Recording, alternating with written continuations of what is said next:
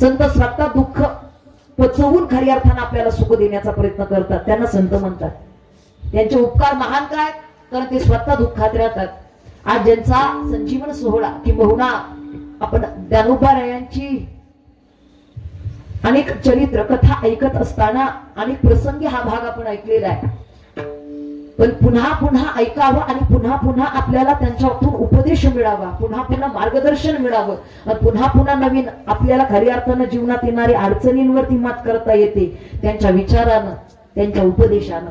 आजी तुम्ही आम्ही एखाद्यानं साधं घड्याळ घेतलं ना, माणूस एखाद्याला गिफ्ट म्हणून हा उपकार केल्यासारखं होतं. एखाद्यानं साडी दिली, 4 वेळा बोलून दाखवतो, 4 वेळा हा हिनं मला साडी घेतली, यानं मला हे घेतलं, त्यानं मला ते दिलं, त्यानं मला असं केलं, यानं मला मदत केली. हा फार मोठे उपकार झाले बर का.